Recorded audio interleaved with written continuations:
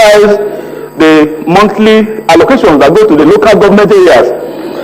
Now I have a file of my local government on email, how much we receive every month. Anytime I go home, I read.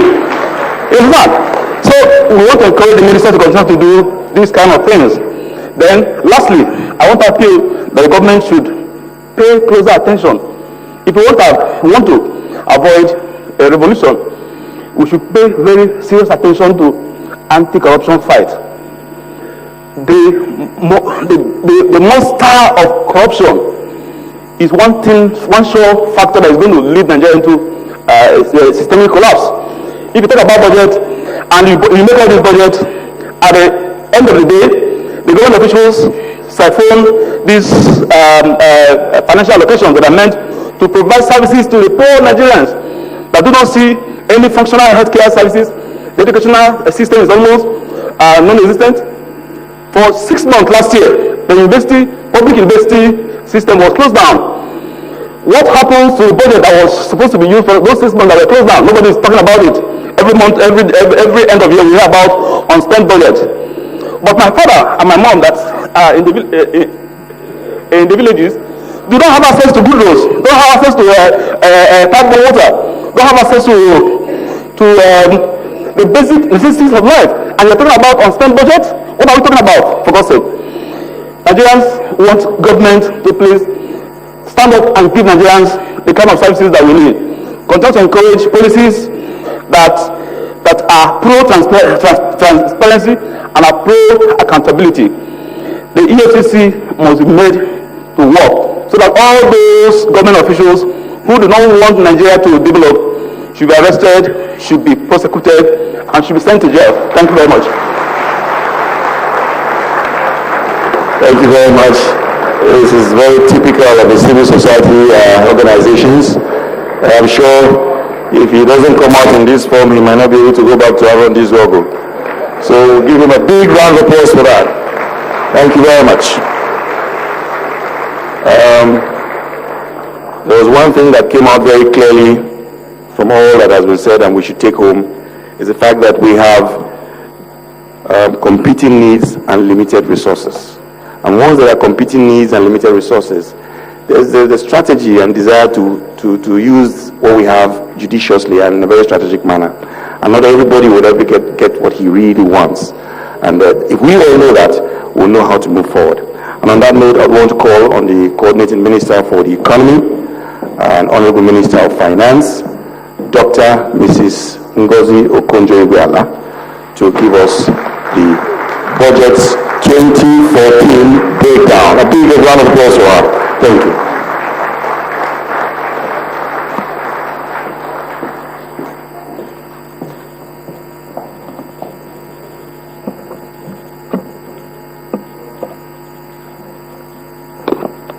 Good morning and thank you very much, ladies and gentlemen.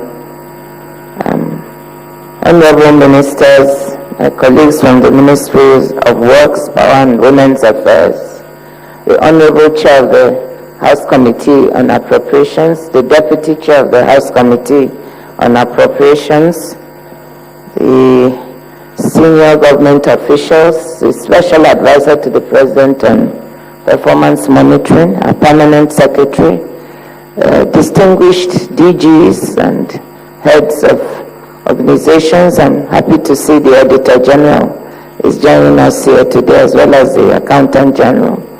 And we have so many heads of our parastatals and other government agencies. The Customs, thank you for coming also and joining us.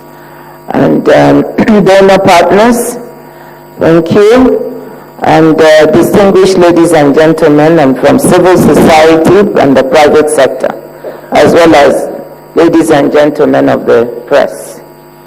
It is really my honor to welcome you all to this public presentation of the 2014 federal government budget proposal. Today, the speech I'm going to give, I'll have to crave your indulgence. It's going to be a little bit longer than usual because of what was described by the country director of the World Bank and all of us and the Honorable Chair of the House Committee. I laid the budget we did not have the usual budget speech of Mr. President. So I want to take the time to lay out some of the key parameters of this budget. So I just want to alert you ahead of time that it will be a little bit more detailed or longer than usual. I want to start by expressing my profound appreciation to His Excellency President Goodluck Ebele Jonathan and Vice President Namadi Sambo, under whose guidance the 2014 budget was prepared. I also thank the leadership of the National Assembly, the chairs of the Finance and Appropriations Committees of the Senate and the House, and I particularly want to thank the Honorable Chair of the Appropriation Committee and his deputy for spending time with us today, and also the other honorable members who are here today with us. I thank my cabinet colleagues for their support, their understanding, and my three colleague ministers who are here today, whose work is very important to the achievement of the objectives of the budget 2014 and even the implementation of 2013, the Honorable Ministers of Power, Works and Women's Affairs.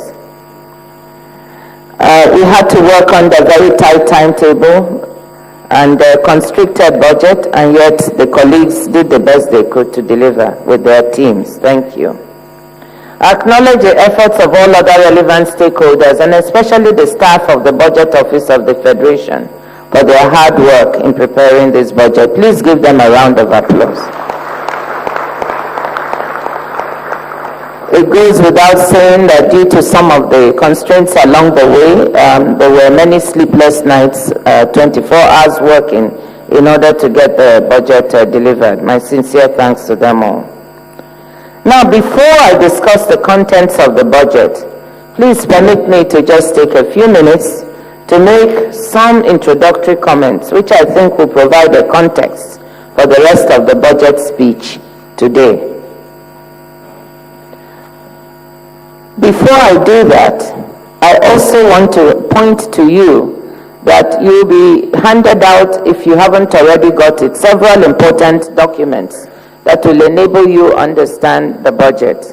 First is Understanding Budget 2014. The next is the Citizen's Guide to the Budget, so it makes the budget simple. And we'll also be distributing, due to popular demand, answers to the 50 questions. We got many messages saying that people would like us to distribute it at this juncture, and so we'll try. We may not have enough copies because we're not really preparing to do that, so we've only got a few, but we'll do the best we can. Now, the first thing I want to address is, what is the budget all about?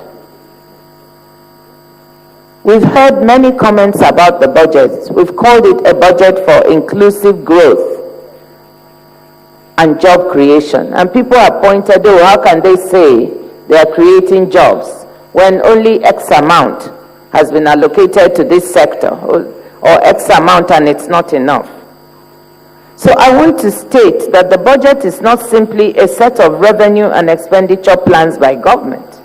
Rather, the budget is a statement about a government's fiscal policies and related policies which are intended to move the economy forward. So the budget is not only about the resources being allocated to various sectors, I want to say that, but also about new fiscal policies which will stimulate growth across various parts of the economy.